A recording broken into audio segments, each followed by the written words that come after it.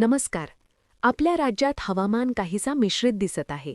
सातारा, सांगली, सोलापूर, परभणी, हिंगोली, नांदेड, लातूर या जिल्ह्यात हलका ते मध्यम पाऊस व ढगाळ वातावरण राहण्याची शक्यता आहे. वीज, वारा आणि अचानक ढगाळ वातावरणामुळे सावधगिरी बाळगा. विदर्भातील अकोला, अमरावती, वर्धा, यवतमाळ, नागपूर येथे तापमान जास्त असून उष्णतेची तीव्रता जाणवेल. दिवस उकाड्यासारखा असेल. मुंबई आणि कोकणातील भागांमध्ये देखील गरम दिवसाची शक्यता आहे. उन्हाळ्याप्रमाणे उष्णता जाणवेल. ज्या भागात पाऊस आहे, उघड्यावर काम करताना काळजी घ्या.